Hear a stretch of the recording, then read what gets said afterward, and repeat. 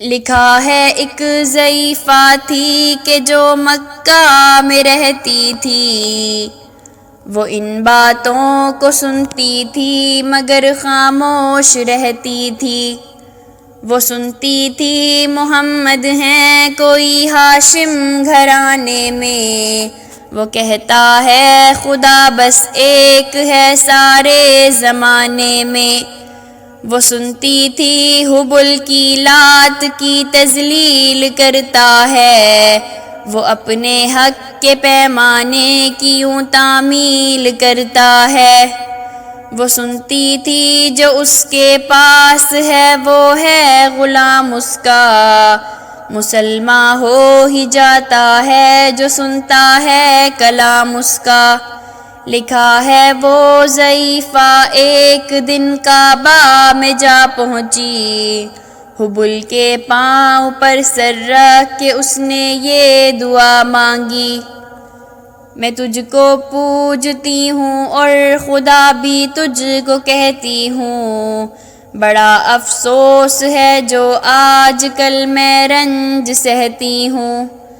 وہ غم یہ ہے محمد ہیں کوئی ہاشم گھرانے میں، وہ کہتا ہے خدا بس ایک ہے سارے زمانے میں، مٹا دو اس کی ہستی کو نہ لے پھر کوئی نام اس کا، جگر چلنی ہوا جاتا ہے سن سن کر کلام اس کا۔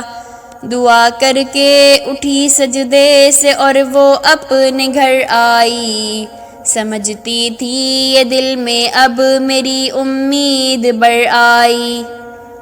ضعیفہ کو خوشی تھی اب حبل بجلی گرا دے گا، محمد تو محمد ساتھیوں کو بھی مٹا دے گا، مگر کچھ دن گزرنے پر نہ جب امید بڑھ آئی، دعا کر کے حبل سے اپنے دل میں خوب پچھتائی۔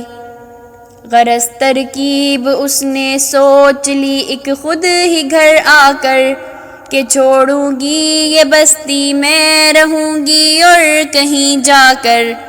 غرض ایک دن صبح کو اس نے اپنی ایک گٹھری لی، نکل کر اپنے گھر سے اور دروازے پہ آ بیٹھی۔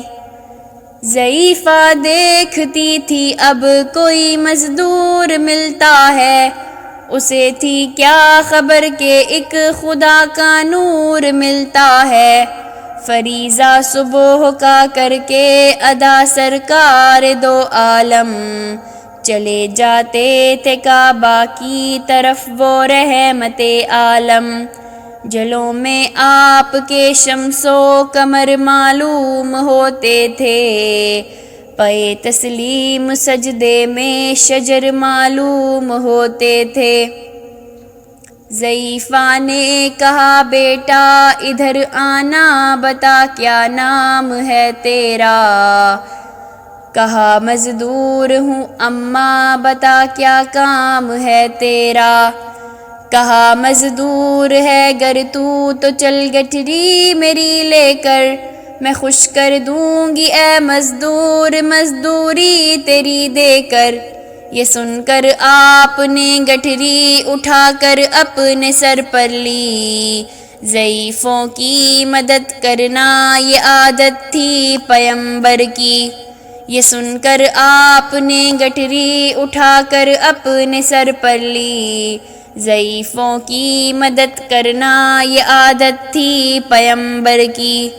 غرض گٹھری کو لے کر منزل مقصود پر آئی، کہا دل سے کہ اے دل اب تیری امید بڑھ آئی، کہا بیٹا جو دل میں تھی تمنا ہو گئی پوری، محمد تو محمد ساتھیوں سے ہو گئی دوری، لگی دینے جو مزدوری ضعیفہ آپ کو اس دم، تو فرمانے لگے اس دم حضور سرور عالم، یہ کوئی کام ہے اماں میں لوں اب جس کی مزدوری، جو کوئی اور خدمت ہو تو وہ بھی میں کروں پوری، یہ فرماتے ہوئے کی آپ نے جانے کی تیاری، ضعیفہ سے اجازت چاہتے تھے رحمت باری۔